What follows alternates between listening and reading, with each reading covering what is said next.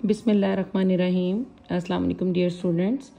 Hope you are doing well. Bete, today we are going to discuss about the very important topic, that is the ionization energy. First year chapter topic number 1.73, and this topic is very important related to your exams.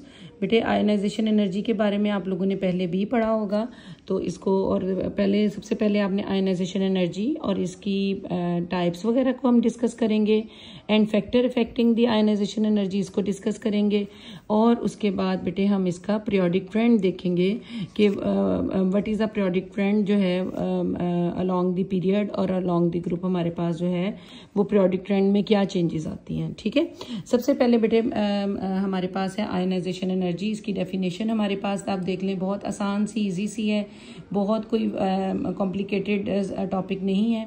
This the amount of energy which is required to remove an electron, ये वो minimum amount of energy है जो एक electron को remove करने के लिए हमें चाहिए होती है फ्रॉम एन एटम, एक एटम से, और इन 1 मोल ऑफ एटम, यानी उसके पहले एक एटम में से निकाल लेते हैं, फिर 6.02 × 10⁻23 से मल्टीप्लाई करके वो पर मोलर एनर्जी जो है वो निकल आती है। बेसिकली मोलर एनर्जी हमें याद रहती है, क्योंकि एक एटम की एनर्जी याद करना तो मुश्किल है, क्योंकि उसकी वैल्यू बहुत ज़्यादा छोटी होती है, तो उसको मल्टीप्लाई करके ना पर मोल में ही आपको वैल्यू बताई जाती है।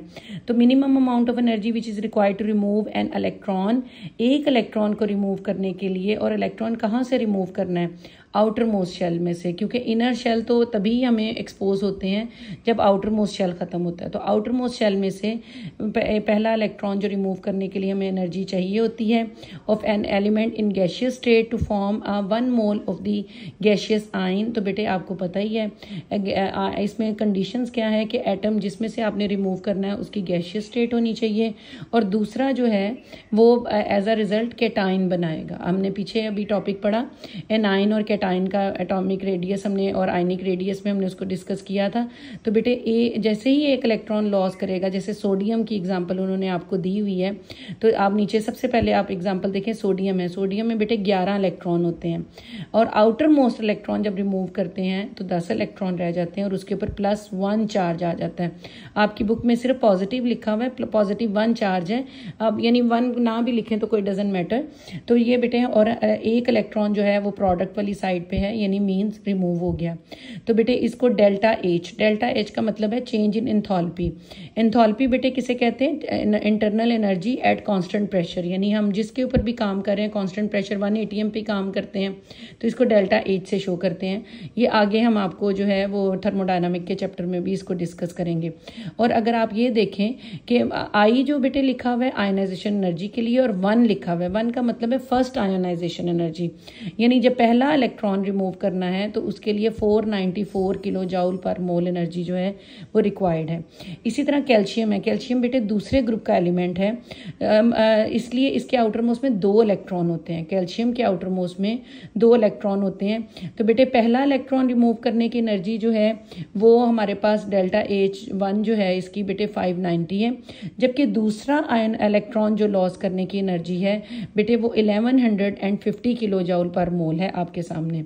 अब बेटे फौरन से एक शॉर्ट क्वेश्चन यहाँ पे बन जाता है कि सबसे पहले तो आपको ये पता होना चाहिए what is first ionisation energy and what is the second ionisation energy. Answer is very easy. First ionisation energy किसे कहते हैं? The minimum amount of energy which is required to remove an electron, first electron from the valence shell to form it an ion. तो बेटे सबसे पहले जो है पहला इलेक्ट्रॉन लॉस करने के लिए जो एनर्जी रिक्वायर्ड है उसको हम फर्स्ट आयनाइजेशन एनर्जी कहेंगे, और जो सेकेंड इलेक्ट्रॉन अगर लॉस करना है तो उसके लिए जो रिक्वायर्ड है बेटे उसको सेकेंड आयनाइजेशन एनर्जी कह देंगे, एंड वाइस वर्सा, यानी थर्ड को करना है तो थर्ड आयनाइजेशन एनर्जी हो जाएगी। अब बेटे बात आती है क्वेश्चन की।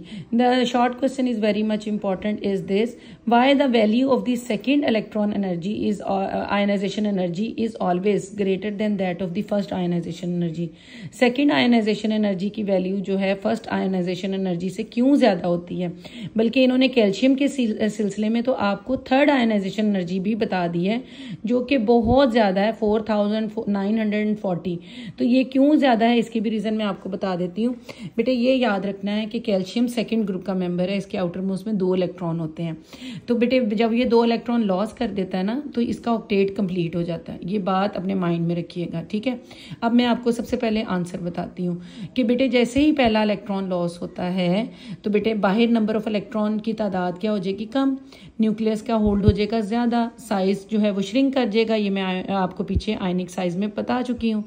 तो जब साइज श्रिंक कर जाएगा, न्यूक्लियस का होल्ड ज़्यादा हो जाएगा, तो अब जो आउटर मोस्ट इलेक्ट्रॉन है उसके ऊपर भी न्यूक्लियस का होल्ड ज़्यादा हो जाएगा। तो अब जितनी पहले एनर्जी लगा के पहला इलेक्ट्रॉन लॉस किया था, तो वो अब उससे ज़्यादा, कंपैरेटिवली ज़्यादा एनर्जी जो है वो लगेगी, तो फिर सेकेंड इलेक्ट्रॉन जो है वो लॉस होगा, ठीक है। तो ये तो आंसर हो गया। आपने कहना कि जैसे ही हम पहला इलेक्ट्रॉन लॉस करते हैं, आयन का रेडियस जो है वो श्रिंक कर जाता है, क्योंकि कैटाइन बनता है, श्रिंक कर जाता है। और जैसे ही बेटे हमारे पास जो है दूसरा इलेक्ट्रॉन हम लॉस करते हैं तो मजीद श्रिंक कर जाता है। अब बेटे अब तीसरी बात, इधर जो क्वेश्चन ये है कि थर्ड आयनाइजेशन एनर्जी की कैल्शियम की वैल्यू इतनी ज़्यादा क्यों है। तो बेटे क्योंकि मैंने आपको बताया कि कैल्शियम के आउटर मोस्ट में 2 इलेक्ट्रॉन होते हैं। 2 इलेक्ट्रॉन को लॉस करने के बाद वो स्टेबल हो गया, वो उसका ऑक्टेट जो है आउटर मोस्ट 8 इलेक्ट्रॉन मुकम्मल हो गए, वो स्टेबल हो गया। अब आपने जो थर्ड इलेक्ट्रॉन ज़बरदस्ती अगर लॉस करवाते हैं तो वो करेगा, अदरवाइज वॉलंटरली नहीं करेगा, यानी आसानी से नहीं करेगा। अब इतनी ज़्यादा एनर्जी जो 5000 के करीब किलो जॉल पर मोल एनर्जी है, वो उसका ऑक्टेट रूल तोड़ने की एनर्जी है, यानी कि उसको ज़बरदस्ती अगर उसमें से निकालते हैं, इट इज़ नॉट फिजिबल। इसलिए आपने कभी कैल्शियम के ऊपर +3 चार्ज नहीं देखा।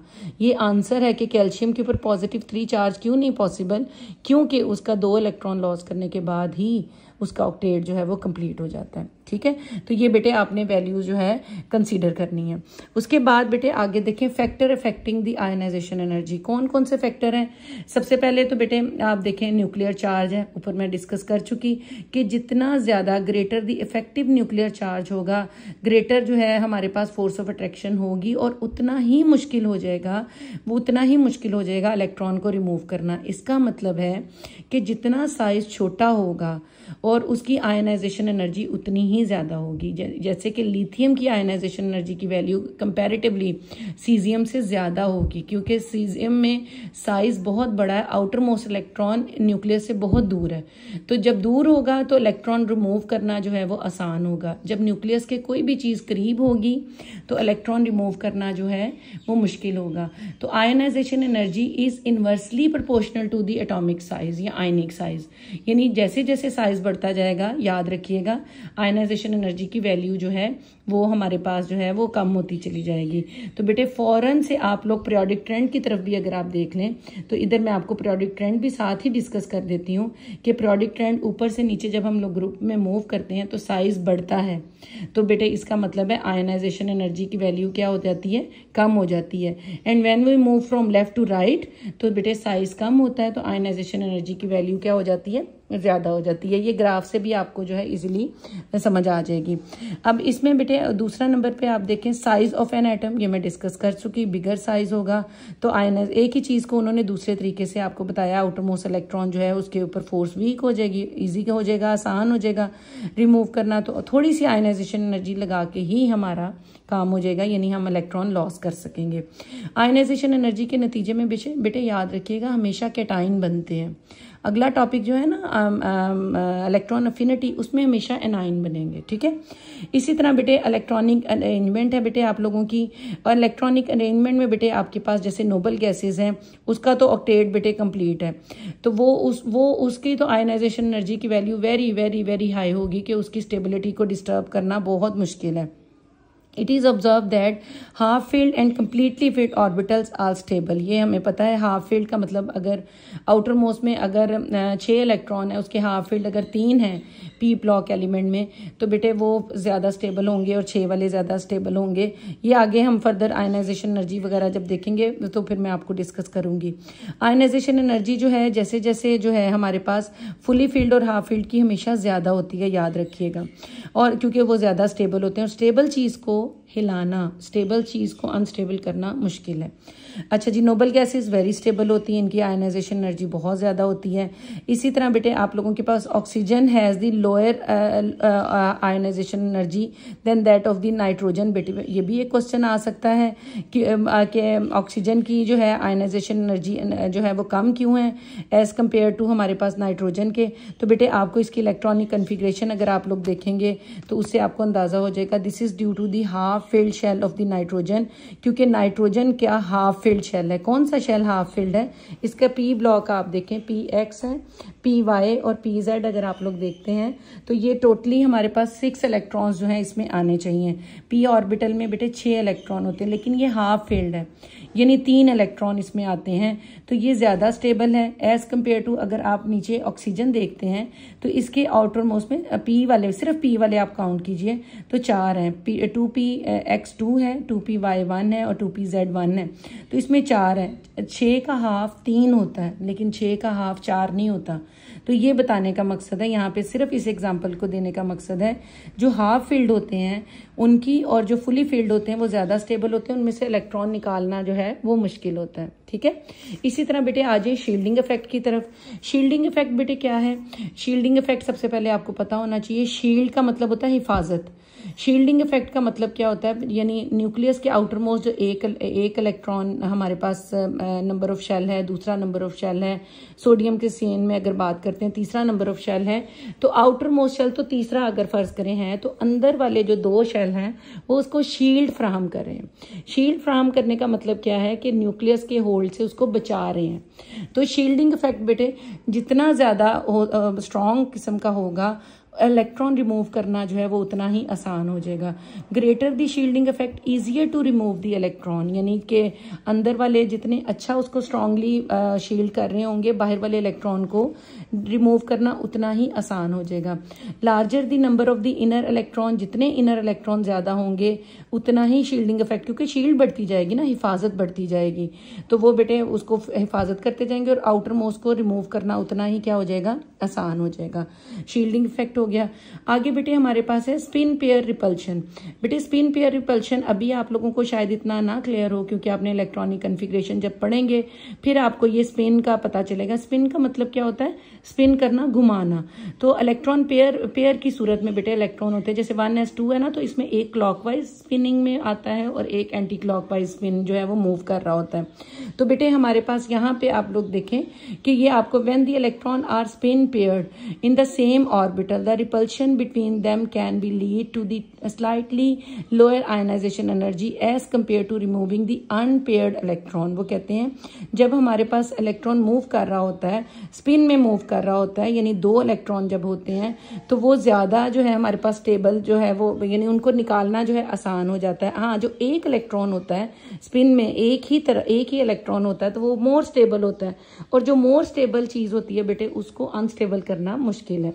ये चीज़ आप लोगों ने बहुत ज़्यादा इसके पर फोकस अभी ना करें, क्योंकि इलेक्ट्रॉनिक कन्फिग्रेशन जब पढ़ेंगे तो ये समझ आ जाएगा। सिर्फ इतनी सी बात पे आप फोकस कीजिए कि पेयर्ड इलेक्ट्रॉन जब होते हैं तो वो लेस स्टेबल होते हैं, तो और जो है हमारे पास जो अनपेयर्ड इलेक्ट्रॉन होते हैं वो मोर स्टेबल होते हैं, और मोर स्टेबल को अनस्टेबल करने के लिए ज़्यादा एनर्जी जो है वो चाहिए होती है। जैसे आपके सामने बुक में अगर आप लोग देखें, क्रोमियम और मैंगनीज की एग्जाम्पल है। क्रोमियम में बेटे देखें 4s1 है और मैंगनीज में बेटे 4s2 है। तो जो लेस स्टेबल है, यानी नीचे वाला जो हमारे पास लेस स्टेबल है, वो उसमें इलेक्ट्रॉन को जो है निकालना आसान है, क्योंकि थोड़ी सी एनर्जी देंगे वो रिमूव कर जाएगा। इसी तरह जो मोर स्टेबल है उसको अनस्टेबल करना जो है वो मुश्किल है, तो जो ज़्यादा स्टेबल है उसको ज़्यादा एनर्जी देनी पड़ेगी और वो ज़्यादा जो है वो फिर आयनाइजेशन एनर्जी की वैल्यू जो है वो बढ़ जाएगी। तो आप लोगों ने बेटे सिर्फ इतने इनके पॉइंट्स मेन याद रखने हैं कि मेन पॉइंट न्यूक्लियर चार्ज है और साइज ऑफ एन एटम है, और उसके बाद इलेक्ट्रॉनिक अरेंजमेंट है, शील्डिंग इफेक्ट है और स्पिन पेयर है। तो ये बेटे आप लोगों के पास हेडिंग है और अंदर आप लोगों ने थोड़ा थोड़ा एक एक 2-2 लाइनों में इसको डिस्क्राइब जो है वो करना होता है। उसके बाद आगे बेटे आगे पीरियोडिक ट्रेंड के बारे में आपके सामने बेटे ग्राफ बना हुआ है, बहुत आसान। और इसमें बेटे आप लोग देखें पीरियोडिक ट्रेंड क्या आपको कहता है। पीरियोडिक ट्रेंड है गोइंग डाउन टू दी, जैसे ही हम ग्रुप में मूव करते हैं आयनाइजेशन एनर्जी की वैल्यू डिक्रीज करती है फ्रॉम टॉप टू बॉटम, ये हम डिस्कस कर चुके हैं, क्योंकि साइज इंक्रीज करता है। तो बेटे अब आप लोगों के सामने जो ग्राफ बना ना, इसमें आप देखें एक पीरियड को डिस्कस कर लें, सारा तो ग्राफ आपको याद नहीं हो सकता। जैसे बेटे हाइड्रोजन है और बेटे उसके बाद हीलियम है, तो यहाँ से पीरियड में मूव किया है तो आयनाइजेशन एनर्जी की वैल्यू ज्यादा हो गई है। ये बेटे रेयर केस में ऐसा होता है। वजह बेटे ये है क्योंकि आपके पास जो है पीरियड ही 2 एटम पे में है और दूसरा लेफ्ट टू राइट जब मूव किया हमारे पास, और वो नोबल गैस है, हीलियम जो है वो नोबल गैस है, बहुत ज़्यादा स्टेबल है, उसमें से इलेक्ट्रॉन निकालना बहुत मुश्किल है, तो वैल्यू तो बढ़ गई। लेफ्ट टू राइट जैसे मूव किया साइज श्रिंक किया और वैल्यू बढ़ गई। हम बात करें ग्रुप की, ग्रुप में बेटे सबसे पहले है लिथियम है, और उसके बाद बेटे हमारे पास सोडियम है, पोटाशियम है, रुबिडियम है और सीजियम है और फ्रांसियम है। अब आपके बेटे आप सिर्फ इसमें आप देखें सबसे नीचे जो वैल्यू आ रही है लिथियम है, और आगे में आप देखें सोडियम की वैल्यू को डिस्कस करें, और पोटाशियम को आप देखें बेटे उसकी वैल्यू जो है हमारे पास ये वैल्यू आपने कंपेयर करनी है। जैसे जैसे साइज बढ़ता चला जा रहा है इसकी वैल्यू जो है डिक्रीज की तरफ जा रही है। लेकिन when we move across a period, जब हम पीरियड में मूव करते हैं तो बेटे वैल्यू बढ़ती चली जाती है। जैसे लिथियम है, बेरिलियम है, बोरान है, कार्बन है, इसी तरह बेटे हमारे पास नाइट्रोजन है, ऑक्सीजन है, फ्लोरीन है और नियॉन है। अल्टीमेटली अगर आप लिथियम और नियॉन को कंपैरिजन करें तो बेटे इसमें आयनाइजेशन एनर्जी की वैल्यू बड़ी है। हाँ, ऊपर नीचे क्यों आ रहा है, जिगजैग क्यों आ रहा है बेटे, ये पेयरिंग ऑफ इलेक्ट्रॉन की वजह से है कि जिनमें इलेक्ट्रॉन पेयर्ड की फॉर्म में है उनमें और मुश्किल हो जाता है इलेक्ट्रॉन निकालना, तो वो उसमें ज़्यादा एनर्जी और लग जाती है। जिनमें अनपेयर्ड है फिर उसमें ईजी हो जाता है, तो आयनाइजेशन एनर्जी की वैल्यू डाउन चली जाती है। बेटे आपने इतनी डिटेल में इसको नहीं लिखना, आपने सिर्फ ट्रेंड लिखना है कि ग्रुप में क्योंकि साइज बढ़ता है, ठीक है, साइज ऊपर से नीचे बढ़ता है तो आयनाइजेशन एनर्जी की वैल्यू कम हो जाती है, और पीरियड में साइज जो है वो कम होता है तो आयनाइजेशन एनर्जी की वैल्यू जो है वो बढ़ जाती है। यानी ये आयनाइजेशन एनर्जी और साइज, एटॉमिक साइज, ये इनका इन्वर्स रिलेशन है, ठीक है। साइज बढ़ेगा तो आयनाइजेशन एनर्जी की वैल्यू कम होगी, साइज कम होगा तो आयनाइजेशन एनर्जी की वैल्यू बढ़ेगी, ठीक है। और बेटे this is all about ionisation energy. ये हमारा टॉपिक बहुत इंटरेस्टिंग है, तो ये इसमें से शॉर्ट क्वेश्चन भी बन सकते हैं, ये एज अ लॉन्ग क्वेश्चन का पार्ट बन के भी आ सकता है। 4 नंबर का टॉपिक आ सकता है लिखने के लिए विद रीजनिंग, ठीक है। तो बेटे इसको अच्छी तरह से आपने प्रिपेयर करना है। टेक केयर, अल्लाह हाफिज।